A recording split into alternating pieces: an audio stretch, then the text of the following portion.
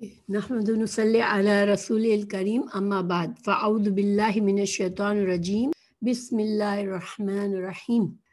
ہم صحیح بخاری کر رہے ہیں، کتاب العلم پر پہنچے ہوئے ہیں اور حدیث نمبر آج کا ہے 121۔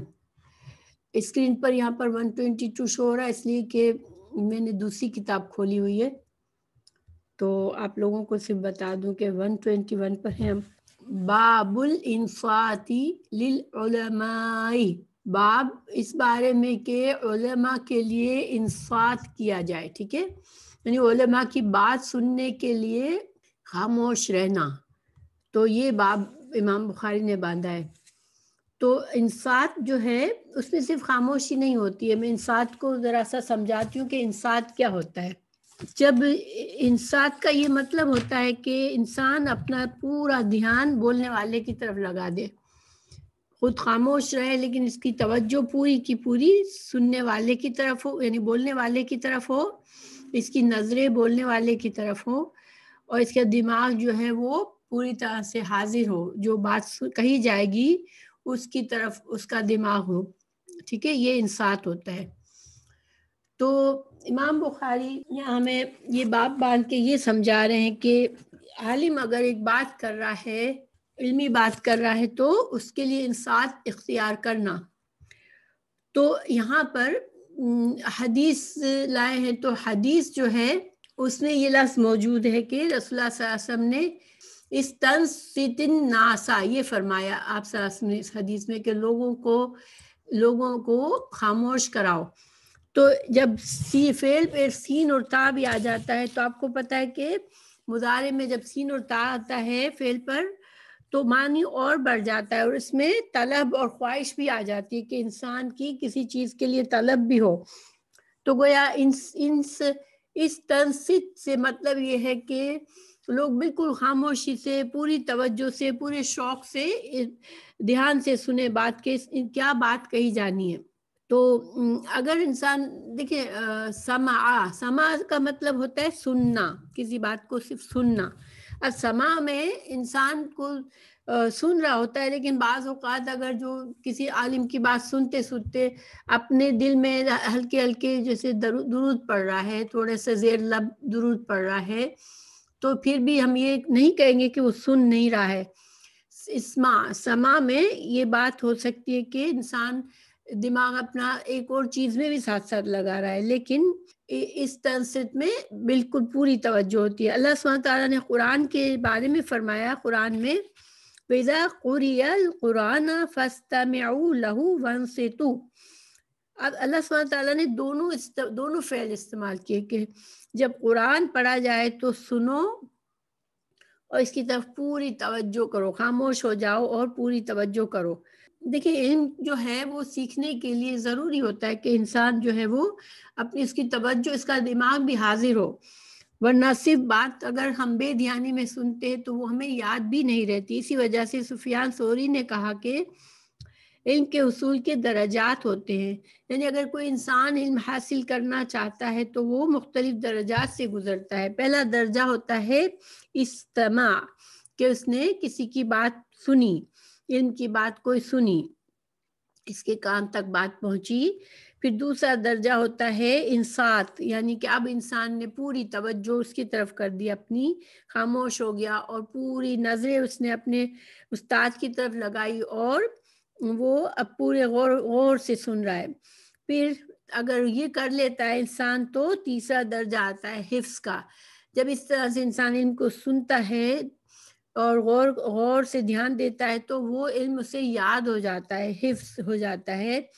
پھر جب جو علم اس کو یاد ہوتا ہے تو وہ پھر عمل میں آتا ہے، اور عمل جب انسان کرتا ہے دین کے علم پر تو اگلا درجہ علم کا نشر ہوتا ہے کہ وہ لوگوں تک علم پہنچانے کی خواہش آتی ہے اس کے دل میں، کیونکہ اس کو وہ خیر اور بھلائی نظر آتی ہے اس دین میں کہ وہ دوسروں کو بھی یہ بھلائی بانٹنا چاہتا ہے۔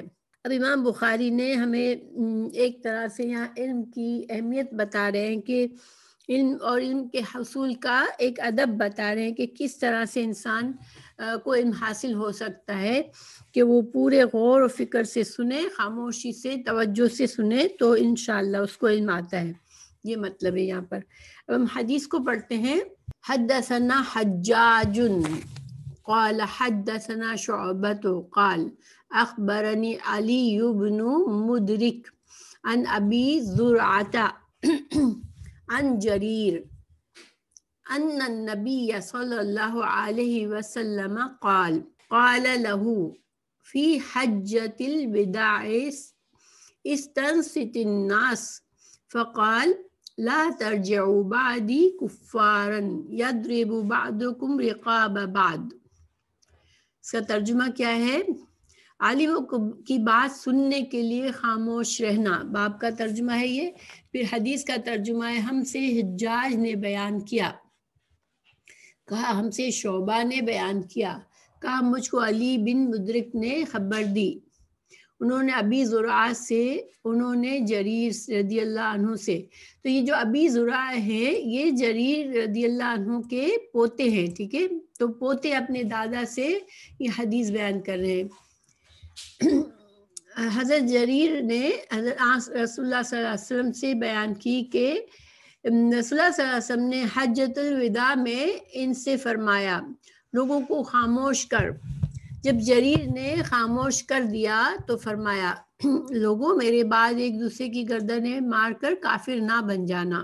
تو اب اس حدیث میں ہمیں کیا باتیں سیکھنے کو ملی؟ پہلی بات تو ظاہری بات ہے کہ جو باب سے تعلق ہے کہ آپ صلی اللہ علیہ وسلم نے جب حجۃ الوداع میں خطبہ دیا تو بہت سی باتیں بتائی اور بہت بڑا ہجوم تھا تو لوگوں کو خاموش کرایا.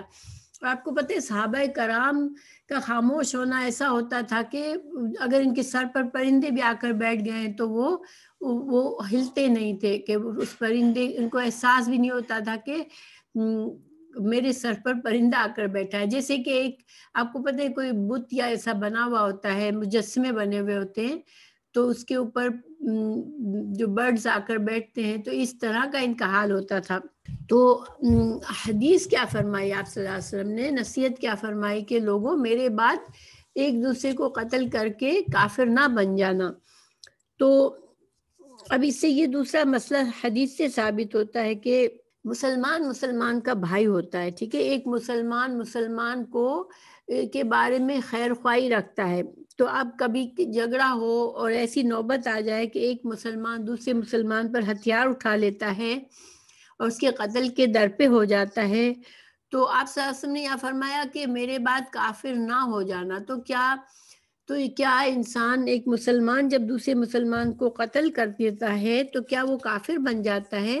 کیا وہ مسلمان نہیں رہتا؟ یہ مسئلہ ہے. ٹھیک ہے، تو اس کے لیے امام بخاری نے اس حدیث کو کتاب الفتن میں بھی لائے ہیں اور یہ مسئلہ واضح فرمایا ہے کہ اگرچہ آپ صلی اللہ علیہ وسلم نے یہ فرمایا کہ میرے بعد کافر نہ ہو جانا، لیکن اس کا یہ مطلب نہیں ہے کہ انسان کافر ہو جاتا ہے. اگر اس بات کو سمجھنے کے لیے قرآن کی آیت لائے ہیں امام بخاری کے. اللہ تعالیٰ نے سورہ حجرات میں فرمایا آیت 9 میں وَإِن طَائِفَتَانِ مِنَ الْمُؤْمِنِينَ اقْتَتَلُوا فَأَصْلِحُوا بَيْنَهُمَا. اگر مسلمانوں کی دو جماعتیں آپس میں لڑ پڑیں، قتال کرنے لگے تو ان میں میل ملاپ کرا دو، ان میں اصلاح کرا دو. ہمیں تھوڑی سی جس کو بھی ہسٹری پتہ ہے اسلام کی کہ رسول اللہ صلی اللہ علیہ وسلم کے بعد فتنے اٹھے بہت، اور حضرت عثمان رضی اللہ عنہ کو قتل کر دیا گیا. وہ بھی مسلمان تھے بظاہر. حضرت علی اور حضرت معاویہ رضی اللہ عنہ کے درمیان جنگ ہوئی. تو یہ یعنی کہ یہ ہم ابھی بھی ہم حضرت علی رضی اللہ عنہ کو رضی اللہ عنہ کہتے ہیں اور حضرت معاویہ کے لیے بھی رضی اللہ عنہ کا استعمال کرتے ہیں کہ اللہ ان سے راضی ہو گیا. ہم ان کو مومن ہی سمجھتے ہیں. تو یہ جو جنگ ہوئی اس کو علماء نے کس طرح سمجھایا کہ یہ اجتہادی خطائیں تھی. یعنی کہ اجتہاد کیا ہوتا ہے کہ دیکھیں رسول اللہ صلی اللہ علیہ وسلم کے زمانے میں تو کبھی ایسا ہوا نہیں کہ دو مسلمان گروہوں میں اس طرح سے جنگ ہوئی ہو. تو اب جب اعتراضات جیسے دونوں طرف اتنی مخالفت بڑھ گئی، حضرت علی رضی اللہ عنہ نے یہ اجتہاد کیا کہ چونکہ حضرت مجھے خلیفہ چنا گیا ہے، اور جب ایک مسلمان حکومت میں خلیفہ کو چن لیا جاتا ہے تو پوری حکومت پوری ریاست میں سب کو اس خلیفہ کو ماننا ہوتا ہے. لیکن حضرت معاویہ نے حضرت علی کی بیعت سے انکار کیا تھا، تو اس وجہ سے حضرت علی نے یہ بات صحیح سمجھی کہ اب اس مسئلے کا حل اسی طرح ہو سکتا ہے کہ حضرت معاویہ کو یعنی زور زبر کے ذریعے ان کو صحیح کیا جائے، تو وہ فوج لے کر گئے تھے۔ حضرت معاویہ نے یہ اجتہاد نکالا کہ چونکہ میرے حضرت عثمان کا قتل ہوا تھا اور حضرت عثمان ان کے خاندان سے تھے، اور انہوں نے حضرت علی سے مطالبہ یہ رکھا تھا کہ آپ قاتلوں کو سزا دے، حضرت عثمان رضی اللہ عنہ کے قاتلوں کو پکڑ کر سزا دے، تو ہمیں قصاص دلوائیں، تو ہم جو ہے وہ آپ کے ہاتھ پر بیعت کریں گے۔ لیکن حالات ایسے تھے کہ حضرت علی رضی اللہ عنہ کے لیے ممکن ہی نہیں تھا ان حالات میں کہ فوراً سے قیدی کو یعنی قاتل کو پکڑا جا سکے، کس نے قتل کیا ہے، یہ بات پتہ نہیں چل سکی تھی، وہ ایک فتنہ سا اٹھا تھا۔ تو اب حضرت علی رضی اللہ عنہ کا کہنا تھا کہ مجھے پہلے پورا حکومت ریاست ایک طرف ہو جائے، سب اختلافات ختم ہو، تو میں پھر اس کام پر توجہ دے سکتا ہوں اور یہ کام کی کوشش کر سکتا ہوں، ورنہ فتنہ اور بڑھ جائے گا۔ تو بہرحال ان دونوں طرف سے اجتہادات تھے اور دونوں میں جنگ ہوئی تھی۔ تو علماء نے زیادہ تر جو سنی علماء ہیں ان کا یہی موقف ہے کہ حضرت معاویہ کا اجتہاد صحیح نہیں تھا، انہوں نے خطا کی اپنے اجتہاد میں، ان کو حضرت علی رضی اللہ عنہ کی بات مان لینی چاہیے تھی۔ بہرحال مسئلہ یہ ثابت ہوا اس آیت سے کہ دونوں گروہ کو مسلمان ہی کہا گیا۔ خود حضرت علی نے بھی فرمایا کہ اخواننا بغوا علینا، کہ یہ ہمارے بھائی ہیں جنہوں نے ہمارے مقابلے میں سرکشی کر دی ہے، ان کو اپنا بھائی کہا، مسلمان بھائی ہی کہا تھا ان کو۔ تو اب اس کا یہ مطلب ہوا کہ پھر آپ صلی اللہ علیہ وسلم نے یہاں پر کفر کا لفظ کیوں فرمایا ہے کہ کافر نہ بن جانا؟ تو دیکھیے علماء نے یہ نکالا کہ جب انسان یہ عمل کرتا ہے تو وہ کافرانہ عمل ہے، وہ کافروں والا عمل ہے۔ ایک مسلمان کے لیے یہ جائز نہیں ہے کہ مسلمان اس طرح کا عمل کرے، اور جب انسان یہ کبیرہ گناہ ہے جو کہ کافروں کی صفت ہے، مسلمان قتل و غارت اپنے ہی مسلمانوں کو نہیں کرتا، تو اب کبیرہ گناہ جو ہوتے ہیں وہ کافروں والے عمل ہوتے ہیں۔ تو اب اس کے بارے میں ہمیں پتہ ہے کہ کبیرہ گناہ ایسے ہوتے ہیں کہ انسان اگر ان سے معافی نہیں مانگتا، پوری طرح سے اپنے اس کام کو چھوڑتا نہیں، اس کے بارے میں ندامت محسوس نہیں کرتا، اللہ سے توبہ استغفار اخلاص کے ساتھ نہیں کرتا، پھر اپنی اصلاح نہیں کرتا آئندہ کے لیے، تو وہ گناہ کا بوجھ اس کے سر سے نہیں ہٹتا اور اس کو آخرت میں اس کی سزا ملتی ہے۔ اور پھر ایک نقصان یہ بھی ہوتا ہے کہ کبیرہ گناہ کرنے والے کا دل ایمان کمزور ہو جاتا ہے، اور اگر وہ اس ایمان کی فکر نہیں کرتا تو اس کا ایمان آہستہ آہستہ بہت زیادہ ناقص ہو جاتا ہے، کیونکہ شیطان جو ہے اس پر حاوی ہونے لگتا ہے۔ جب ہمارا دل پوری طرح سے سلامت نہیں ہوتا، ایمان مضبوط نہیں ہوتا، تو شیطان کے لیے بہت آسان ہو جاتا ہے ہم کو مزید ہمارے ایمان کو بالکل خارج کر دینا، ہمارے ایمان سے ہمیں بالکل محروم کر دینا۔ تو یہ اس حدیث کا مطلب نکلا۔ دوسرا میں یہ ایک فائدہ یہ پتہ چلا کہ قرآن اور حدیث کو سمجھنا ایک دوسرے کے لیے محتاج ہوتا ہے انسان، یعنی کہ قرآن کو پوری طرح انسان نہیں سمجھ سکتا جب تک کہ وہ حدیث کو نہ سمجھے، اور حدیث کو پوری طرح سے سمجھنے کے لیے قرآن کی آیات کی ضرورت ہوتی ہے بعض اوقات۔ تو قرآن اور حدیث کے علم کو ہم الگ الگ نہیں سمجھ سکتے کہ کوئی ایک کو چن لے اور ایک کو چھوڑ دے تو کافی ہے، ایسے نہیں ہوتا، ٹھیک ہے۔ تو یہ سارے مسائل اس سے نکلے۔ اب ہم اگلی حدیث پر چلتے ہیں۔ اگلی حدیث تھوڑی لمبی ہے۔ باب ما یستحب للعالم اذا سئل ای الناس عالم فیکل العلم الی اللہ، کہ باب عالم سے یہ پوچھا جائے، جب عالم سے یہ پوچھا جائے کہ سب لوگوں میں زیادہ عالم کون ہے، سب سے زیادہ علم کس کا ہے، تو اس کو یوں کہنا چاہیے کہ اللہ عالم، اللہ ہی زیادہ جانتا ہے۔ تو اب اس میں امام بخاری جو ہے وہ جو حدیث لائے ہیں وہ حضرت موسیٰ علیہ السلام اور حضرت خضر کا جو واقعہ سورہ کہف میں ہے وہ والی حدیث لائے ہیں، تو اس کو ہم پڑھتے ہیں۔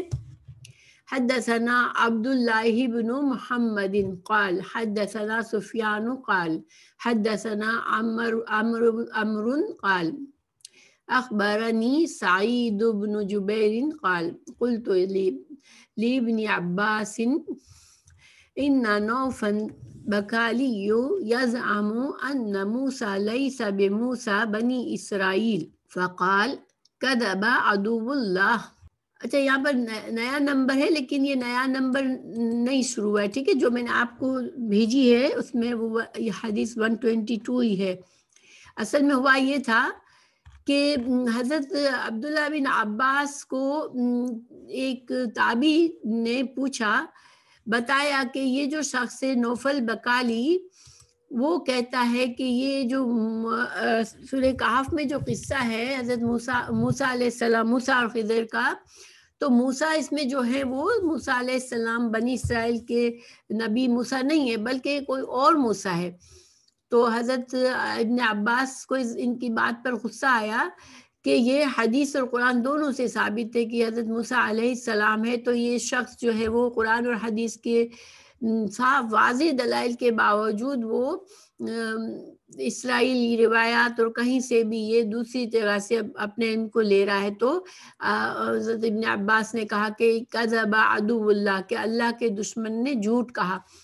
تو گویا ایک غصے کا انداز تھا، حالانکہ وہ مسلمان ہی تھا، یہ نوفل بکالی تابعی تھے، مگر چونکہ ان کا جو سمجھ تھی، ان کا موقف تھا وہ قرآن اور حدیث سے ہٹ کر تھا، تو اس وجہ سے جو انسان خود کو مسلمان کے قرآن اور حدیث کے سے مسائل نکالنے کے بجائے کہیں اور دیکھے، کہیں اور سے اپنے مسائل کی بیس بنائے، تو وہ پھر اسلام اس کا صحیح اسلام نہیں ہے اس کا۔ اس وجہ سے حضرت عباس ناراض ہوئے تھے۔ تو جب یہ بات ہوئی تو ہوا یہ تھا کہ ابی بن کعب جو تھے رضی اللہ عنہ وہ وہاں سے گزرے، ٹھیک ہے، تو حضرت ابن عباس نے حضرت ابی بن کعب کو روک کر ان سے پوچھا کہ آپ اس بارے میں آپ حدیث بیان کریں۔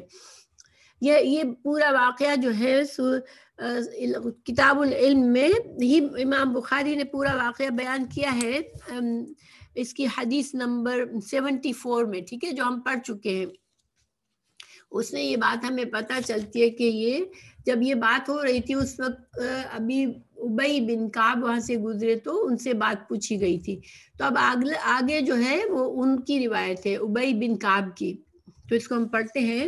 حدثنا ابی بن کعب عن النبی صلی اللہ علیہ وسلم قال قام موسى النبي صلى الله عليه وسلم خطيبا في بني إسرائيل فسئل أي الناس أعلم فقال أنا عالم فعتب الله عليه إذ لم يرد العلم إليه۔ اچھا، یہاں تک کا ترجمہ سمجھاتی ہوں کہ ہوا یہ تھا، یہاں سے ہی پڑھ لیتے ہیں شروع سے ہی، کہ ہم سے عبداللہ بن محمد مسندی نے بیان کیا، کہا ہم سے سفیان نے بیان کیا، کہا ہم سے عمر بن دینار نے بیان کیا، کہا مجھ کو سعد بن ابن جبیر نے خبر دی، کہا میں نے ابن عباس سے کہا کہ نوف بکالی کہتا ہے کہ وہ موسیٰ جو خضر کے پاس گئے تھے بنی اسرائیل کے موسیٰ نہیں ہے بلکہ دوسرے موسیٰ ہے۔ تو موسیٰ بن میشا ہے، انہوں نے دوسرا نام بتایا جو کہ حضرت یوسف علیہ السلام کے پوتے تھے، ٹھیک ہے، پوتے کا نام تھا۔ انہوں نے کہا جھوٹا ہے اللہ کا دشمن۔ پھر اب جو ہے ابی بن کعب سے جب پوچھا گیا تو اب انہوں نے بتایا کہ ہم سے رسول اللہ صلی اللہ علیہ وسلم نے فرمایا کہ موسیٰ بنی اسرائیل میں خطبہ پڑھنے کو کھڑے ہوئے، لوگوں نے ان سے پوچھا سب لوگوں میں بڑا عالم کون ہے؟ موسیٰ نے کہا میں بڑا عالم ہوں۔ اللہ نے ان پر عطاب فرمایا کیونکہ انہوں نے یوں نہیں کہا کہ واللہ عالم، یعنی اللہ ہی جانتا ہے۔ پھر اللہ نے ان کو وحی بھیجی کہ میرا ایک بندہ ہے، تو پھر یہ یہاں تک کا میں نے پڑھا ہے۔ تو گویا کہ چونکہ اس ٹکڑے میں یہ بات واضح ہو جاتی ہے کہ یہ آپ صلی اللہ علیہ وسلم نے خود فرمایا کہ موسیٰ علیہ السلام جو تھے وہ خطبہ دے رہے تھے اپنی قوم کو، تو جب کسی نے پوچھا تو انہوں نے یہ جواب دیا۔ اب دیکھیے اللہ تعالیٰ یہاں ناراض ہوئے حضرت موسیٰ علیہ السلام کے جواب پر، لیکن حضرت موسیٰ علیہ السلام نے یہ بات تکبر سے نہیں کہی تھی کہ میں زیادہ علم رکھتا ہوں، ٹھیک ہے. انہوں نے بس اپنے یہ سوچا کہ جب اللہ نے مجھے نبی بنایا ہے، مجھے شریعت دی ہے، تو اس وقت میرے علاوہ کوئی نبی موجود نہیں ہے، تو پھر مجھے کو اللہ نے زیادہ علم دیا ہوگا، ٹھیک ہے. یہ ان کا مطلب تھا. لیکن اللہ سبحانہ تعالیٰ کو یہ بات پسند نہیں آئی. کیوں؟ کیونکہ انبیاء کرام جو ہے ان کا وہ نمونہ ہوتے اپنی قوم کے لیے. تو اللہ کا نبی ہونے کی حیثیت سے حضرت موسیٰ علیہ السلام کو یہ بتانا چاہیے تھا کہ اللہ ہی کا علم کامل ہے اور اللہ تعالیٰ ہی جانتا ہے کہ اللہ اپنے علم میں سے کس کو دیتا ہے. تو اگر وہ اس طرح سے بات کہتے تو وہ صحیح بات ہوتی. اور آپ کو پتہ ہے کہ اللہ تعالیٰ جس طرح جتنا بڑا اللہ کسی کو درجہ دے، اس کی چھوٹی سی بھی خطا جو ہے وہ اس کا بڑا اس کے ساتھ اس سے زیادہ بڑا معاملہ کیا جاتا ہے. حضرت یونس علیہ السلام کی مچھلی کا واقعہ آپ نے سنا ہے. رسول اللہ صلی اللہ علیہ وسلم پر خود پر بھی کئی بار اس طرح سے ہمیں قرآن میں ایسی باتیں ملتی ہیں جس پہ رسول اللہ صلی اللہ علیہ وسلم کو بھی ٹوک دیا گیا. جب جنگ بدر کے قیدیوں کے بارے میں یہ فیصلہ کر لیا رسول اللہ صلی اللہ علیہ وسلم نے کہ ان سے فدیہ لے کر ان کو چھوڑا جائے گا، اللہ تعالیٰ نے اپنی ناراضگی کا اظہار فرمایا تھا کہ یہ آپ کے لیے جائز نہیں تھا اس طرح سے فیصلہ کرنا. تو گویا کہ انبیاء کرام چونکہ ایک نمونہ ہوتے اپنی قوم کے لیے، تو ان سے چھوٹی سی بھی بھول یا خطا جو ہے وہ ان سے معاف نہیں کی جاتی، ان کو فوراً سے اللہ تعالیٰ تربیت فرماتے ہیں ان کی. تو حضرت موسیٰ علیہ السلام کی تربیت فرمائی گئی اور ان کو پھر حضرت خضر کے پاس بھیجا گیا. ٹھیک ہے، یہاں تک کی حدیث کا یہ مطلب ہے.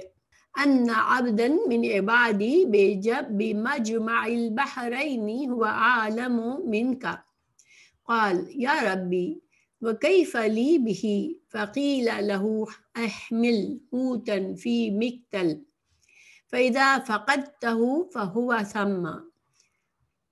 تو اب حضرت موسیٰ علیہ السلام کو حکم ہوا کہ اب میرا ایک بندہ ہے جو کہ تجھ سے زیادہ علم رکھتا ہے. تو اللہ تعالیٰ نے وہی بھیجی کہ میرا ایک بندہ ہے وہاں جہاں 2 دریا فارس اور روم کے سمندر ملے ہیں، وہ تجھ سے زیادہ علم رکھتا ہے. موسیٰ نے عرض کیا پروردگار میں اس تک کیوں کر پہنچوں؟ تو اللہ تعالیٰ نے ان کو حکم دیا کہ ایک مچھلی زنبیل میں رکھ لو، جہاں وہ مچھلی گم ہو جائے وہیں وہ ملے گا. تو اب حضرت موسیٰ علیہ السلام کو ایک نشانی دے دی گئی کہ جس جگہ پر مچھلی گم ہو جائے تو گویا اسی جگہ پر وہ بندہ موجود ہوگا.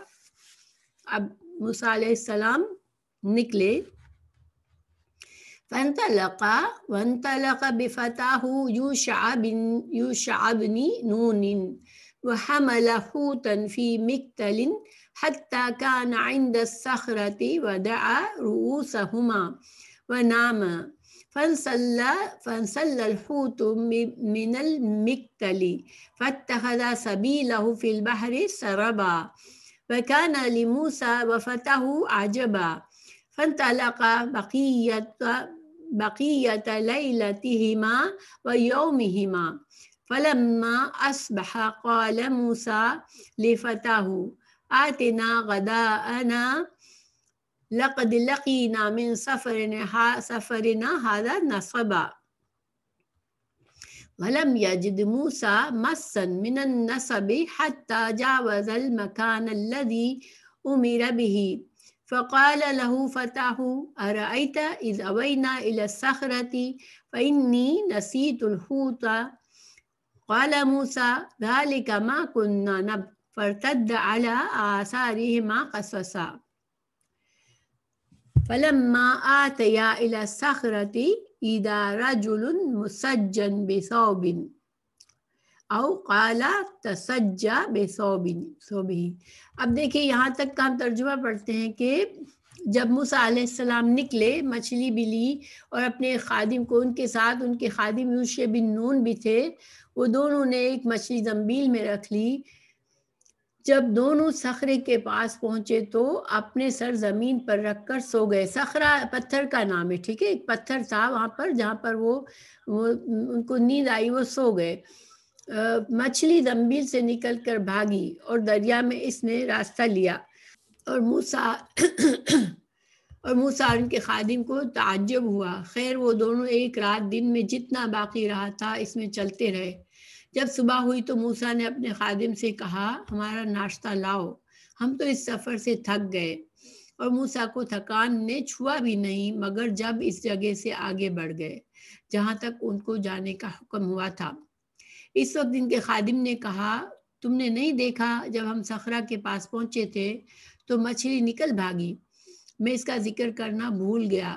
मूसा ने कहा, हम तो इसी की तलाश में थे।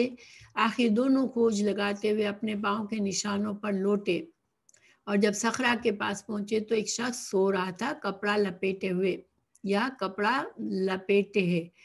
तो अब यहाँ तक क्या हुआ मामला कि जब मूसा अलैहिस्सलाम निकले तो देखिए बड़ा लंबा सफ़र किया, एक रात और एक दिन का सफ़र किया। अब पत्थर के पास कुछ देर के लिए सो गए और मछली चली गई उस समंदर में, वो अपना रास्ता बनाकर निकल गई वो।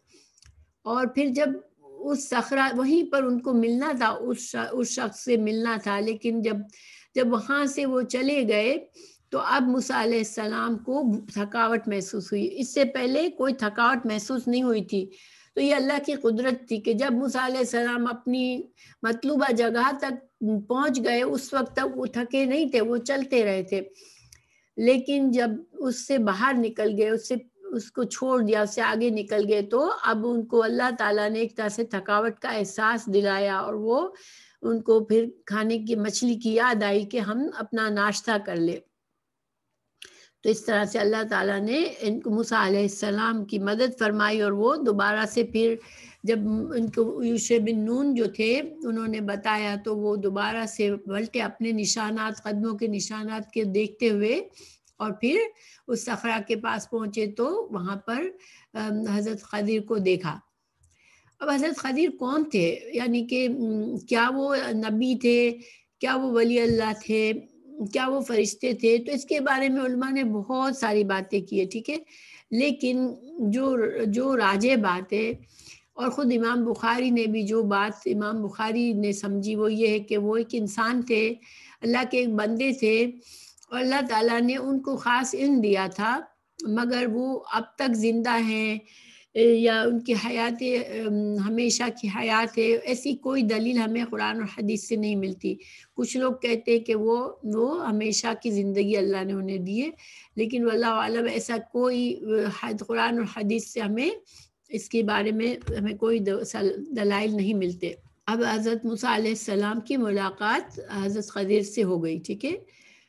तो अब फसल्लम मूसा फ़क़ाल अल-खदिर अन्नी बिअर्दिका सलाम फ़क़ाल अना मूसा फ़क़ाल मूसा बनी इसराइल क़ाल नअम क़ाल हल अत्तबिउका अला अन तुअल्लिमनी मिम्मा उल्लिमत रुश्दा क़ाल इन्नका लन तस्ततिअ मअय सबरा या मूसा इन्नी अला इल्मिन मिन इल्मिल्लाहि अल्लमनीहि ला तालमुहु अंता वंता अला इल्मिन अल्लमकहु अल्लाहु ला अअलमुहु क़ाल सतजिदुनी इंशाअल्लाहु साबिरन वला आसी लका अमरा। अब देखिए यहाँ तक का हम तर्जुमा देखते हैं कि जब मूसा अलैहिस्सलाम को आदमी मिला तो मूसा अलैहिस्सलाम ने उनको सलाम किया। खदिर जाग उठे, उन्होंने कहा क्या तेरे मुल्क पे सलाम कहाँ से आया।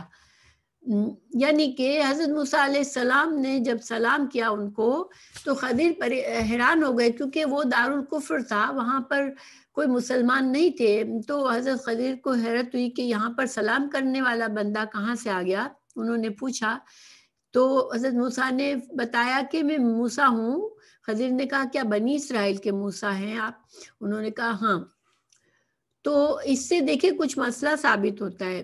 जो लोग समझते हैं कि खदीर जो थे वो उनको गैब का इल्म था, तो उनको गैब का इल्म नहीं था। गैब का इल्म सिर्फ अल्लाह सुब्हान ताला ही को है। तो अगर उनको गैब का इल्म होता तो वो तो मूसा अलैहिस्सलाम का उन्हें पता होता कि वो आने वाले हैं और मूसा अलैहिस्सलाम को देखते ही पहचान जाते, लेकिन वो सलाम सुनकर हैरान हो गए। تو اس وجہ سے یہ دلیل ہے کہ حضرت خضر کو بھی غیب کا علم نہیں تھا۔ پھر انہوں نے حضرت موسیٰ سے کہا کہ حضرت موسیٰ نے ان سے کہا کیا میں تمہارے ساتھ رہ سکتا ہوں اس شرط پہ کہ تم کو جو علم کی باتیں دکھائی گئی ہیں وہ مجھ کو سکھلاؤ؟ خضر نے کہا تم سے میرے ساتھ صبر نہ ہو سکے گا موسیٰ، بات یہ ہے کہ اللہ نے ایک قسم کا علم مجھ کو دیا ہے جو تم کو نہیں ہے، اور تم کو ایک قسم کا علم دیا ہے جو مجھ کو نہیں ہے۔ اب دیکھیں اس بات سے پتہ کیا چلتا ہے کہ یہ نہیں تھا کہ حضرت خضر کے پاس موسیٰ علیہ السلام سے زیادہ علم تھا، ٹھیک ہے، کیونکہ حضرت موسیٰ علیہ السلام تو صاحب شریعت تھے، ایک پوری شریعت کا علم تھا ان کے پاس۔ حضرت خضر کے پاس کون سا علم تھا؟ تو ان کے پاس جو علم تھا وہ مصالح شریعہ کا علم تھا، یعنی کہ اللہ تعالیٰ کے جو احکامات ہوتے ہیں ان کے پیچھے حکمت ہوتی ہے۔ اللہ تعالیٰ کا کوئی بھی حکم جو ہے وہ بے وجہ نہیں ہوتا۔ اللہ تعالیٰ جب اپنے بندوں پر کوئی پابندیاں ڈالی جاتی ہے جب اللہ کی طرف سے کہ یہ کرو، یہ مت کرو، اس کام کو ایسے کرو، اس کام کو ایسے کرو، تو اس سب میں اللہ کی طرف ایک حکمت ہوتی ہے اس کے پیچھے، اور اس میں انسانوں کی بھلائی ہوتی ہے، کیونکہ اللہ کا دین کا مقصد جو ہے وہ صرف اس انسان کے لیے کامیابی اور بھلائی کا ذریعہ بنانا ہے اس کو، تاکہ انسان اپنی دنیا میں مقصد جو بھی زندگی کا اللہ نے اس کو دیا ہے اس کو پورا کرے، اور کامیاب ہو کر آخرت کی کامیابی اس کو حاصل ہو جائے، اور وہ کامیاب ہو کر دنیا سے رخصت ہو۔ جب اگر وہ انسان اللہ کے احکامات پر عمل کرے گا، اس کے مطابق زندگی گزارے گا، تو وہ کامیاب ہو جائے گا، صرف یہ مقصد ہوتا ہے۔ لیکن اب اللہ تعالیٰ نے ہمیں بہت سے احکامات دیے، ہمیں ہماری عقل فوراً سے سمجھ نہیں سکتی کہ اچھا اس حکم میں کیا بھلائی ہے میرے لیے۔ بعض احکامات ہمیں سمجھ نہیں آتے تو ہم کیا کہتے ہیں کہ اللہ تعالیٰ جانتا ہے، بس اللہ کی طرف سے یہ حکم ہے تو اس میں میرے لیے خیر ہے۔ ایک مسلمان اسی طرح سمجھتا ہے۔ تو حضرت خضر نے موسیٰ علیہ السلام کو سمجھایا کہ دیکھو میرے پاس جو علم ہے وہ تمہارے پاس نہیں ہے۔ تو ان کو جو اللہ نے علم دیا تھا وہ یہ تھا کہ جب اللہ تعالیٰ کا کوئی حکم ہو تو اس کے پیچھے کیا حکمت کیا ہوتی ہے، کس وجہ سے اللہ تعالیٰ کا یہ حکم آتا ہے بندوں پر، ٹھیک ہے، جو کہ حضرت موسیٰ علیہ السلام انبیاء کرام کو اللہ تعالیٰ یہ بہت کچھ حکمتیں سمجھاتا ہے۔ لیکن رسول اللہ صلی اللہ علیہ وسلم نے ہمیں بہت سی باتیں سمجھائی جس میں ہمیں حکمت بھی بتائی گئی کہ فلاں کام کرو تو تمہیں یہ فائدہ ہوگا، اللہ تعالیٰ تم سے یہ چاہتے ہیں اس لیے یہ حکم دیا ہے۔ خود قرآن میں بھی بہت سے احکامات کا ہمیں بتا دیا گیا کہ شراب مت پیو کیونکہ اس کے بہت سے نقصانات ہیں، اس سے تمہاری عقل خراب ہو جاتی ہے۔ لیکن بہت سے احکامات کے ہمیں وجہ نہیں بتائی کہ اللہ نے کیوں ہمیں یہ حکم دیا ہے، لیکن پھر ہمیں صرف یہ یقین رکھنا ہے کہ ہمارے لیے فائدہ ہے بس اللہ کے ہر حکم میں۔ تو بہرحال موسیٰ علیہ السلام کو سمجھایا حضرت خضر نے کہ دیکھیے آپ جو علم سیکھنا چاہتے ہیں مجھ سے تو آپ میرے ساتھ صبر نہیں کر سکیں گے۔ جب میں اپنے علم کو جانتے ہوئے میں کوئی کام کروں گا تو چونکہ آپ کو پتہ نہیں ہوگا کہ اس کام کا پس پردہ مقصد کیا ہے، اس سے کیا فائدہ حاصل ہو رہا ہے، تو آپ شاید صبر نہ کر سکے۔ موسیٰ علیہ السلام نے کہا کہ اگر خدا نے چاہا تو تم ضرور مجھ کو صبر کرنے والا پاؤ گے، اور میں کسی کام میں تمہاری نافرمانی نہیں کرنے کا۔ اور یہاں پر دیکھیں اس ٹکڑے سے پتہ چلتا ہے کہ حضرت موسیٰ علیہ السلام تو یعنی کہ نبی تھے اللہ کے، لیکن جب علم سیکھنے کے لیے آئے تو اپنے استاد سے کہہ دیا کہ میں آپ کی نافرمانی نہیں کروں گا، یعنی پوری فرما برداری سے میں آپ کی بات سنوں گا۔ تو یہ بھی مسئلہ ثابت ہوتا ہے کہ دین کا علم اگر سیکھنا ہے تو اس میں فرما برداری لازمی ہے، کیونکہ فرما برداری جو ہے وہ اس کا کیا مطلب ہوتا ہے کہ انسان اپنی عقل، اپنی سوچ، اپنے طریقے کو سرنڈر کر دے کہ میں اب اللہ کا علم سیکھ رہا ہوں تو مجھے جو بھی اللہ تعالیٰ کی طرف سے حکم آئے گا، جو بات مجھے سکھائی جائے گی، میرا ٹیچر مجھے جو بھی بتا رہا ہے تو اس میں اللہ کا حکم ہے، اور اس اللہ کے ہر حکم میں میری بھلائی ہے، تو میری عقل چاہے اسے مانے نہ مانے مجھے سمجھنا و اطاعت کرنا ہے۔ تو ہمیں یہاں پر یہ سبق ملتا ہے، ٹھیک ہے۔ پھر وہ دونوں سمندر کے کنارے کنارے روانہ ہوئے۔ اب فانطلقا یمشیان علی ساحل البحر لیس لہما سفینۃ فمرت بہما سفینۃ فَكَلَّمُوهُمْ أَنْ يَحْمِلُوهُمَا فَعُرِفَ فَالْخَضِرُ فَحَمَلُوهُمَا بغير نول فجاء عصفور فوقع على حرف في السفينة فنقر نقرة أو نقرتين في البحر فقال خضر يا موسى ما نقص علمي وعلمك من علم الله إلا كنقرة هذا العصفور في البحر فعمد الخضر إلى لوح من ألواح السفينة فنزعه. اچھا یہاں تک ہم پڑھ لیتے ہیں. پھر کیا ہوا کہ دونوں جو ہے وہ جب موسیٰ علیہ السلام نے وعدہ کر لیا تو دیکھیں اسلام میں اللہ کی کسی بھی شریعت میں نبی کی شریعت میں وعدے کے خلاف نہیں کیا جاتا. تو اب موسیٰ علیہ السلام نے وعدہ کر لیا کہ میں فرما برداری سے تمہاری ہر بات کو میں دیکھتا رہوں گا مگر سوال نہیں کروں گا. اب جو ہے دونوں جو ہے وہ چلے اور سمندر کے کنارے کنارے روانہ ہوئے. ان کے پاس کشتی نہ تھی کہ سمندر پار کر جائیں. اتنے میں ایک کشتی ادھر سے گزری. انہوں نے کشتی والوں سے کہا ہم کو سوار کر لو. خضر کو انہوں نے پہچانا اور موسیٰ اور خضر کو بے کرایہ سوار کر لیا کیونکہ خضر علیہ السلام اس جگہ کے تھے تو ان کو پہچان لیا اور انہوں نے ان کے ساتھ بھلائی کی اور ان سے کرایہ کے بغیر ان کو کشتی میں سوار کر لیا. اتنے میں ایک چڑیا آئی اور کشتی کے کنارے پر بیٹھ کر اس نے 1 یا 2 چونچے سمندر میں ماری. خضر نے کہا موسیٰ میرے اور تمہارے علم دونوں نے اللہ کے علم میں سے اتنا ہی لیا ہے جیسا اس چڑیا کی چونچ نے سمندر میں سے لیا ہے.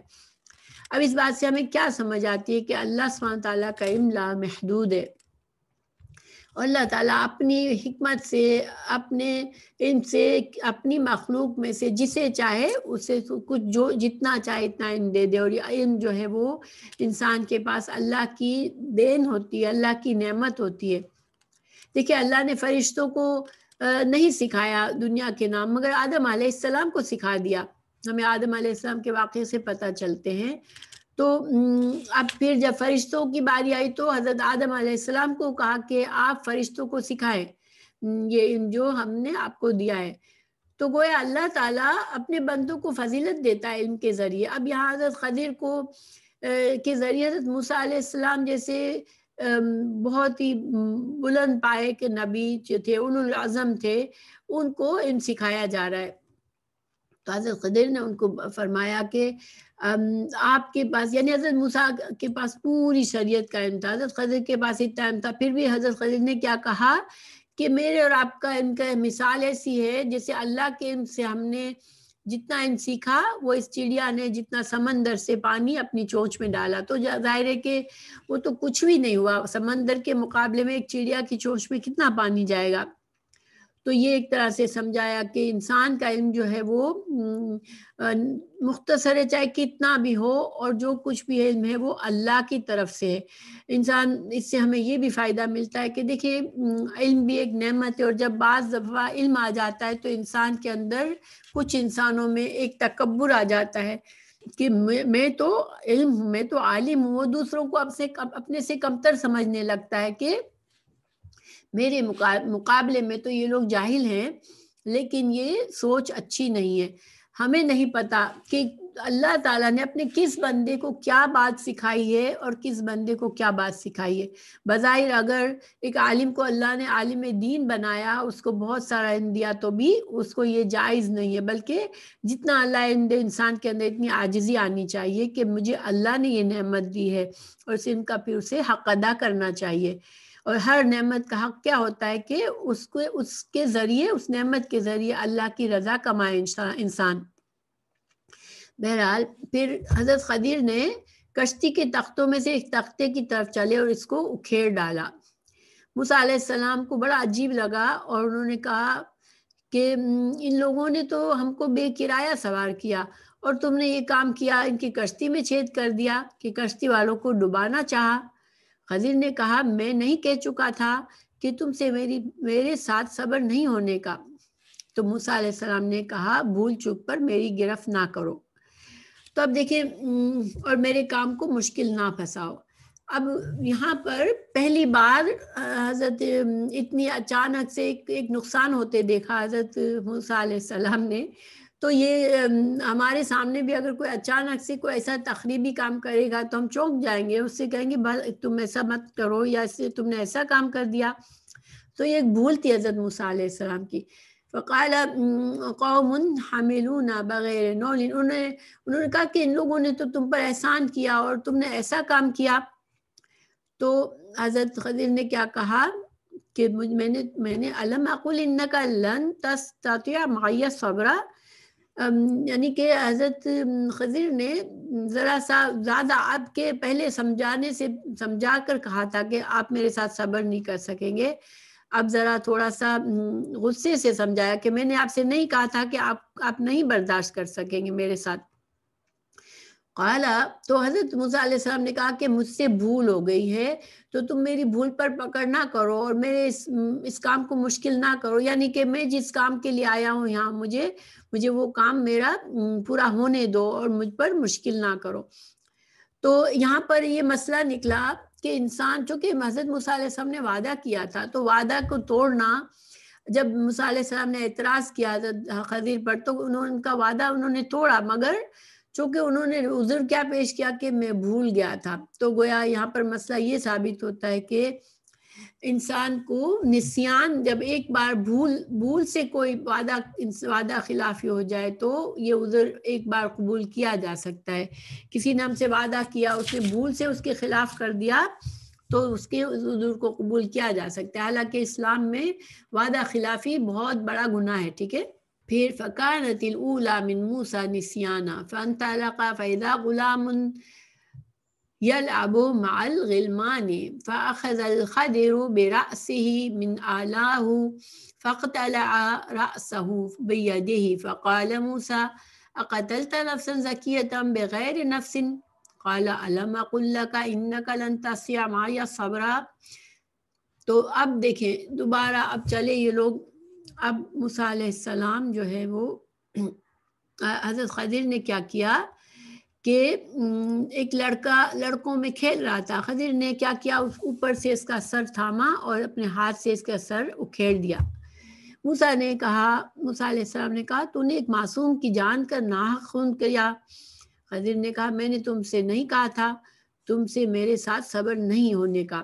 اب دیکھیں اس دفعہ خضر علیہ السلام نے زیادہ غصے سے ان کو جیسے ایک طرح سے تنبیہ کی کہ میرے ساتھ آپ نہیں برداشت کر سکو گے. اب موسیٰ علیہ السلام ظاہری بات ہے صاحب شریعت نبی تھے اور یہ شریعت کے خلاف ہے کسی کی جان ناحق لینا. تو اب ایک شریعت جس انسان کی ذمہ داری شریعت کو نافذ کرنا ہے, اس کے سامنے شریعت کے خلاف اتنا بڑا ظلم ہو گیا, شریعت کے خلاف اتنا بڑا گناہ ہو گیا, تو ان سے رہا نہیں گیا اور انہوں نے کہا کہ تم نے ایک معصوم جان کو بلا وجہ مار دیا. بہرحال خضر نے جو ہے وہ ان کو سختی سے کہہ دیا کہ آپ جو ہیں وہ نہیں صبر کر سکیں گے. ابن عیینہ نے کہا یہ پہلے کلام سے زیادہ سخت ہے, یعنی جو ایک ابن عیینہ عالم ہے انہوں نے اس بات پر یہ اظہار رائے کیا کہ یہ بہت سختی, اس بات میں حضرت خضر نے سختی سے کہا اس بار. خیر پھر دونوں چلے. فانطلقا حتى اذا اتيا اهل قرية استطعما اهلها فابوا ان يضيفوهما فوجد فيها جدارا يريد ان ينقض فقال الخضر بيده فقامه قال موسى لو شئت لاتخذت عليه اجرا قال هذا فراق بيني وبينك. قال النبي صلى الله عليه وسلم يرحم الله موسى لوددنا لو صبر حتى يقص علينا من امرهما. اب جو ہے ایک گاؤں میں پہنچے تو ان سے کھانا مانگا. دیکھیں جب پہلے کے زمانے میں یہ چیز اس میں کوئی عیب نہیں تھا کہ آپ ایک مسافر ہے, اگر وہ کسی شہر میں آتا ہے تو ان شہر والوں سے کھانا مانگے, کیونکہ یہ نہیں تھا کہ ہر جگہ پہ ہوٹل بنے ہوئے تھے, ریسٹورانٹس بنے ہوئے تھے, تو آپ کھانا کھلانے سے انہوں نے انکار کیا اور یہ اچھی بات نہیں تھی. عام طور پر ایک ادب تھا کہ ایک رواج تھا کہ مسافروں کو مسافروں کی خاطر مدارات کرنا ایک شروع سے ایک ادب چلا رہا تھا لوگوں میں. تو پھر دونوں نے دیکھا کہ اس گاؤں میں ایک دیوار ہے جو گرنے والی ہے. حضرت خضر نے اپنے ہاتھ سے اشارہ کیا اور دیوار کو سیدھا کر دیا. حضرت موسیٰ نے کہا تم چاہتے تو اس کی مزدوری اس گاؤں والوں سے لے سکتے تھے. خضر نے کہا بس مجھ میں اور تم میں جدائی کی گھڑی آن پہنچی. حضرت صلی اللہ علیہ وسلم نے فرمایا اللہ موسیٰ پر رحم کرے، ہم تو یہ چاہتے تھے کہ کاش موسیٰ صبر کرتے تو ان کے اور حالات بھی ہم سے بیان کیے جاتے. تو اب جو ہے اس گاؤں کے جب گاؤں والوں سے کھانا مانگا، انہوں نے منع کیا، تو حضرت خضر نے ایک دیوار گرنے والی تھی اس کو صرف ایک ہاتھ کے اشارے سے اس کو صحیح کر دیا. اس سے ہمیں پتہ چلتا ہے کہ حضرت خضر کے پاس بہت سی صلاحیت خاص قسم کے ان کے پاس کچھ وہ امور تھے جن سے وہ ایسے کام کرتے تھے جو عام لوگ نہیں کر سکتے. تو انہوں نے جب دیوار سیدھی کی تو حضرت موسیٰ علیہ السلام نے ان کو تنبیہ کی کہ ان کو اعتراض کیا کہ جب اگر آپ کو یہ کام بھلائی کرنی تھی تو چونکہ ہم اس گاؤں میں ہیں، ہمیں کھانے کی ضرورت ہے، یہ لوگ منع کر رہے ہیں، تو آپ ان سے مزدوری کا معاملہ کر لیتے کہ ان سے مزدوری ٹھہرا کے کام کرتے. تو اس سے مسئلہ علماء نے یہ نکالا کہ انسان کسی کے ساتھ بھلائی کرتا ہے تو عام طور پر تو آپ بھلائی کرو، اللہ کے لیے کرو، اللہ سے اجر کی نیت سے کرو، اس سے کچھ نہ لو، ٹھیک ہے. لیکن جب ایسے خاص حالات ہیں، جب آپ کو بھی آپ ضرورت مند ہیں، تو آپ کسی سے بھلائی کے لیے بھلائی کرنے پر اس کسی سے اجرت بھی لے سکتے ہیں، ٹھیک ہے. یہاں پر یہ مسئلہ نکالا علماء نے. بہرحال حضرت خضر نے اب کہہ دیا کہ بس اب ہمارے درمیان جدائی ہوئی. اب آپ نے یعنی کہ اب مزید وہ حضرت موسیٰ علیہ السلام کو انہوں نے ساتھ رکھنے سے اب انکار کر دیا، کیونکہ حضرت موسیٰ علیہ السلام نے صبر نہیں کیا. اب اس تیسری بار میں تو موسیٰ علیہ السلام اپنے اوپر جبر کر کے صبر کر سکتے تھے، کیونکہ یہ ایسی بات نہیں تھی. پہلی بات تو ٹھیک ہے بھول گئے، دوسری بات میں ایسا کام ہوا جو خلاف شریعت تھا، جو کہ حضرت موسیٰ علیہ السلام کے لیے ممکن نہیں تھا، وہ چپ رہے تھے. لیکن تیسری بار تو حضرت موسیٰ علیہ السلام اگر اپنے اوپر جبر کرتے تو صبر کر لیتے. رسول اللہ صلی اللہ علیہ وسلم نے فرمایا کہ اللہ حضرت موسیٰ علیہ السلام پر رحم فرمائے کہ انہوں نے صبر نہیں کیا. اگر وہ صبر کرتے تو ہمیں کچھ اور اس طرح کی باتوں کا علم پتہ چلتا. تو بہرحال یہ ہماری حدیث مکمل ہوئی. نیچے امام بخاری نے دوسری سند کا ذکر کیا ہے. محمد بن یوسف نے کہا ہم سے اس حدیث کو علی بن حشیم نے بیان کیا، کہا ہم سے سفیان بن عیینہ نے خبر دی. یہی لمبی حدیث بیان کی. تو اس سے یہ ثابت ہوتا ہے کہ امام بخاری نے ایک ہی حدیث اپنے بہت سے استادوں سے جمع کی ہے جو اپنی کتاب میں مختلف سند سے لائے ہیں. تو اس سے پتہ چلتا ہے کہ یہ علم کی قدر تھی. دیکھیں ایک ہی حدیث کو بار بار سفر کر کے دوسرے ٹیچر کے پاس جانا، دوسرے استاد کے پاس جانا، پھر اس سے وہی حدیث سننا، تو اس میں بظاہر ہم جیسے لوگوں کو جو ہمارے اندر تو صبر ہے ہی نہیں، ہم تو قرآن کی بھی تفسیر ایک بار پڑھ لیتے تو ہم سمجھتے ہیں کہ اب ہمیں دوبارہ بار بار پڑھنے کی ضرورت نہیں ہے. لیکن یہ علماء، پہلے کے علماء دین کو اس طرح نہیں لیتے تھے، وہ دین کے علم کو اپنے اندر اتار لیتے تھے بالکل، اور اس میں انہیں کبھی کوفت یا تھکاوٹ نہیں محسوس کرتے تھے. اور یہی وجہ ہے دیکھیں آج تک امام بخاری کے زمانے کو کتنا عرصہ ہو گیا، ابھی بھی ہم محتاج ہیں کہ ان کے علم سے فائدہ اٹھائے. اسی طرح جو بڑے بڑے علماء اس زمانے کے گزرے، ہم محتاج ہیں. آج کے مسلمان جو ہے اگر صحیح دین سیکھنا چاہتے ہیں تو انہی علماء کے کتابوں سے، انہی کے سکھائے ہوئی باتوں سے سیکھ سکتے ہیں. آج اس درجے کے علماء پیدا نہیں ہو رہے، یا اگر ہیں تو بہت کم ہے جن کا علم اتنا زیادہ ہے کہ لوگ ان کے یعنی کہ ان کے محتاج ہو ان کے علم کے. آج ہم بڑے سے بڑے عالم سے سیکھ رہے ہوتے ہیں، لیکن وہ خود عالم ہمیں کن حوالوں سے سکھا رہا ہوتا ہے؟ وہ انہی بڑے علماء کے حوالوں سے سکھا رہا ہوتا ہے. تو یہ اللہ تعالیٰ نے بھی ان کی اس کوششوں کی اللہ نے قدر کی کہ جب انہوں نے دین کو اس طرح سے سیکھا تو اللہ نے ان کی کوششوں کو زندہ اور جاوید بنا دیا اور ان کے لیے ثواب جاریہ مسلسل جاری کر دیا۔ اللہ تعالیٰ ہمیں بھی ان کا وہ شوق دے کہ ہم گہرائی، دیکھیں قرآن کو آپ ایک بار تفسیر پڑھیں گے، پھر دوسری بار پڑھیں گے تو آپ کو کچھ اور گہرائی نظر آئے گی، پھر آپ کسی اور عالم کے پڑھیں گے تو آپ کو کچھ اور گہرائی نظر آئے گی۔ یہ تو ایک سمندر ہے، یہ نہیں ہے کہ ہم نے سیکھ لیا اب ہمیں مزید ضرورت نہیں ہے دوبارہ اس کو ریپیٹ کرنے کی۔ تو علم کو جتنا زیادہ ہم لیں گے، بار بار بار بار جس پر غور و فکر کریں گے تو اللہ تعالیٰ ہمیں ہر بار کوئی نئی بات سکھا دے گا انشاءاللہ۔ تو یہ حدیث ہماری پوری ہوئی، اور مور لیس تو میں نے سارے اس میں سے باتیں بتا دی کہ ہمیں مطلب کیا کیا فائدے اس سے حاصل ہوتے ہیں۔ امام بخاری اس کو کئی جگہوں پر لائے ہیں اور بہت سے دوسرے مسائل ثابت کیے ہیں۔ تو بہرحال خلاصہ یہ ہے کہ تھوڑا سا خلاصے کے طور پر بتا دیتی ہوں کہ امام بخاری حدیث موسیٰ اور خضر کے واقعے حدیث لائے جہاں پہ حضرت موسیٰ کا یہ کہنا کہ سب سے زیادہ علم میں رکھتا ہوں تو اللہ تعالیٰ کو پسند نہیں آئی، گویا کہ انسان کو علم کا جو ہے وہ حوالہ اللہ کی طرف کرنا چاہیے۔ پھر ہمیں جو ہے یہ بھی پتہ چلا کہ صرف اللہ کا علم محدود ہے اور بندوں کا علم جو ہے وہ ناقص ہے، یعنی کہ وہ لمیٹڈ ہے، اللہ نے جس کو جتنا دیا اتنا ہی اس نے جانا۔ پھر ہمیں یہ پتہ چلا کہ کسی کے پاس اگر ایک خاص علم ہے تو ضروری نہیں ہے، اللہ کے علم اتنا لامحدود ہے کہ اللہ کسی اور بندے کو کچھ اور علم سکھا سکتا ہے۔ پھر ہمیں یہ پتہ چلا کہ عالم الغیب صرف اللہ ہی ہے، کوئی ولی، کوئی نبی، کوئی فرشتہ عالم الغیب نہیں ہے، بس ان کے پاس وہ علم ہے جو اللہ نے انہیں سکھایا۔ پھر جو ہے موسیٰ علیہ السلام کا جو علم تھا وہ شریعت کا علم تھا، اور حضرت خضر کا علم جو تھا وہ مسائل شریعہ، یعنی کہ شریعت کے پیچھے جو حکمت ہوتی ہے اس کا علم تھا۔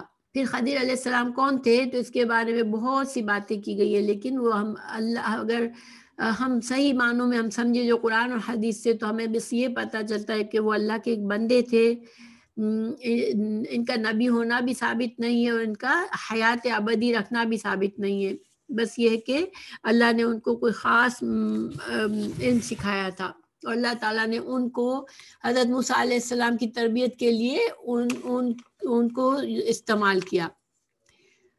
پھر ہمیں یہ بھی پتہ چلتا ہے کہ اگر کسی سے بھی علم سیکھتے ہیں تو انسان کے اندر عاجزی ہونی چاہیے اور اپنے استاد کے لیے پوری فرما برداری ہونی چاہیے، چاہے خود عالم ہے لیکن وہ اگر کسی سے کچھ سیکھ رہا ہے تو اس بندے کی عزت اس کے دل میں ہونی چاہیے اور اس کے علم کو وہ پوری عاجزی کے ساتھ اس کو لینا چاہیے۔ پھر ہمیں علم کی قدر پتہ چلتی ہے کہ اس کے لیے سفر کیا، حضرت موسیٰ علیہ السلام نے لمبا سفر کیا اور سمندر دریا کا بھی سفر کیا، تو گویا کہ علم جو ہے اس کے لیے سفر کرنا، ایک جگہ سے دوسری جگہ جانا، یہ پچھلے علماء کی بھی یہی طریقہ تھا، اور ہمارے لیے بھی اگر ہم سفر کرتے ہیں تو یہ بڑا جو ثواب کا ذریعہ بھی ہے، کیونکہ جب انسان علم کے لیے سفر کرتا ہے تو اس کے لیے اللہ کی تمام مخلوق جو ہے وہ دعائیں کر رہی ہوتی ہے۔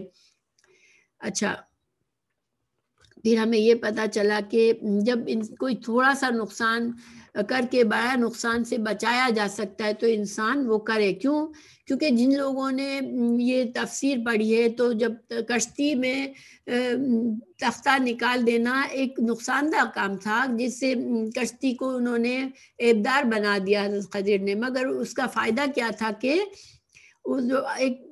اس علاقے کا بادشاہ جو تھا وہ کسی کی اچھی کشتی دیکھ کے اس کو غصب کر لیتا تھا، تو یہ ایک طرح سے حضرت خضر نے کشتی والوں سے بھلائی کی تھی، تو اس بھلائی کے مد نظر انہوں نے اس کشتی کو عیبدار بنایا، تو گویا کہ ایک اصول ثابت ہوتا ہے کہ جب کوئی بہت بڑے نقصان سے بچانے کے لیے اگر انسان چھوٹا غلط کام کرتا ہے کہ اس سے بڑا نقصان ہونے سے بچ جائے، فتنہ بچ جائے، فتنے سے بچنے کے لیے انسان ایسا کر لے تو یہ جائز ہے۔ پھر یہ بھی پتہ چلا کہ انسان جو ہے وہ مہربانی کرے کسی پر، اللہ کی خاطر کرے، لیکن اگر وقت ضرورت وہ اس مہربانی کا معاوضہ بھی مانگ سکتا ہے کہ اگر وہ خود اس معاوضے کے لیے محتاج ہو تو، کیونکہ دیوار کو صحیح کیا تو حضرت موسیٰ علیہ السلام نے کہا کہ تم معاوضہ لے لیتے۔ پھر ہمیں یہ پتہ چلا کہ جب انسان وعدہ کرے اور وعدہ خلافی بھول کر وعدہ خلافی کر لے تو ایک بار یہ بھول کا عذر اس کا قابل قبول ہے، یعنی وہ گنہگار نہیں ہوگا، اس کے سے یہ عذر قبول کیا جائے گا۔ پھر ہمیں یہ بھی پتہ چلا کہ حضرت موسیٰ علیہ السلام نے جب لڑکے کو بے گناہ قتل کیا گیا تو وہ چپ نہیں رہے، کیونکہ صاحب شریعت تھے اور شریعت میں یہ چیز جائز نہیں ہے، ان کی شریعت میں بھی اور ہماری شریعت میں بھی ناحق کسی کو قتل کرنا جائز نہیں ہے، لیکن یہ اللہ کے حکم سے ہوا اور اللہ جو چاہے حکم دے، اور اللہ کے حکم میں حکمتیں ہوتی ہیں۔ اس لڑکے کے بارے میں ہمیں یہ پتہ چلا کہ اس کے والدین جو تھے وہ اللہ کے نیک بندے تھے، مگر اس بچے کی محبت میں اگر یہ بچہ بڑا ہوتا تو اپنے والدین سے کو گمراہ ہونے والے کام کرنے پڑتے، اور یہ محبت دیکھیں اولاد کی محبت انسان سے بعض اوقات ایسے کام کراتی ہے کہ وہ خود گنہگار بن جاتا ہے۔ تو اللہ تعالیٰ نے اس کے والدین کو بچایا اس گناہ سے کہ وہ بچے کی وجہ سے کرنے والے تھے، اور ان کو نیک بچہ دے دیا، اور ہو سکتا ہے اس بچے کو بھی اللہ نے موت دے کے بڑے گناہ کرنے کے جرم سے بچا لیا، تو اس پر بھی احسان تھا کہ آخرت میں چونکہ اس سے وہ بڑے گناہ ہوئے ہی نہیں تو وہ آخرت میں ان کی سزا سے بچ گیا۔ پھر ایک ہمیں اللہ تعالیٰ کا ادب کا پتہ چلتا ہے، جسے جب ہم قرآن یا اس حدیث کی اور تفصیلات بھی ہیں لمبی دوسری جگہوں پر، تو اس سے اور قرآن کی آیت سے ہمیں پتہ چلتا ہے کہ جب حضرت خضر نے کشتی کو ابدار کر دیا تو انہوں نے یہ نہیں کہا کہ میں نے اللہ کے حکم سے کیا تھا، انہوں نے کہا فَأَرَدْتُ أَنْ أَعِيبَهَا، انہوں نے جب وجہ بتائی حضرت موسیٰ علیہ السلام کو کہ کیوں کشتی کو کیا تھا، تو انہوں نے کہا کہ چونکہ بادشاہ ان سے لے لیتا اس لیے میں نے ارادہ کیا اس کشتی کو خراب کرنے کا۔ تو یعنی جب کشتی کو خراب کرنے کا عمل کیا تو حضرت خضر نے یہ نہیں کہا کہ اللہ نے ہی کروایا یہ کام، انہوں نے کہا میں نے یہ کام کیا۔ لیکن جب دیوار کو ٹھیک کیا تو حضرت خضر نے یہ وجہ بتائی فَأَرَادَ رَبُّكَ يُبْلِغَ أَشَدَّهُمَا، کہ اللہ تعالیٰ کا یہ ارادہ تھا کہ جو دیوار جو تھی جس کو صحیح کیا تھا بغیر معاوضہ لیے ہوئے، تو وہ یتیم بچوں کے باپ نے اس دیوار کے نیچے بچوں کے لیے خزانہ رکھا تھا، اور اللہ تعالیٰ کا ارادہ تھا کہ اس دیوار کو گرنے سے بچا دیا جائے تاکہ وہ خزانہ، ابھی بچے چھوٹے ہیں تو ابھی نہ سب کے سامنے آ جائے کہ لوگ اس خزانے کو لے لیں۔ تو کیونکہ یہ ایک نیکی کا کام تھا تو اس میں حضرت خضر نے اللہ کی طرف نسبت کی، بظاہر بھی نیکی کا کام ہے تو اللہ کی طرف۔ دیکھیے ہر کام چاہے شر کا کام ہو چاہے خیر کا کام ہو اللہ کے اذن کے بغیر نہیں ہوتا، لیکن ادب یہ ہے بندوں کے لیے کہ شر کی نسبت اللہ کی طرف نہیں کی جاتی۔ رسول اللہ صلی اللہ علیہ وسلم کی دعا ہے وَالْخَيْرُ بِيَدِكَ وَالشَّرُّ لَيْسَ إِلَيْكَ، کہ یا اللہ ساری خیر تیرے ہی ہاتھ میں ہے مگر شر تیری طرف سے نہیں ہے، یعنی جو شر آتی ہے، جو بندوں پر برائی آتی ہے، وہ بندوں کے اعمال کا نتیجہ ہوتا ہے جو کہ اللہ کا عدل ہے۔ تو اللہ ہی کے اذن سے شر بھی آتی ہے لیکن اس میں بندوں کے اعمال کی وجہ سے ہوتی ہے، لیکن جو خیر آتی ہے وہ اللہ کی طرف سے ہوتی ہے، کیونکہ اللہ تعالیٰ خیر بندوں کے لیے خیر چاہتا ہے۔ تو یہ ہمارے مسائل ثابت ہوئے، انشاءاللہ امید ہے کہ ساری باتیں واضح ہو گئی، تو میں اسٹاپ کرتی ہوں۔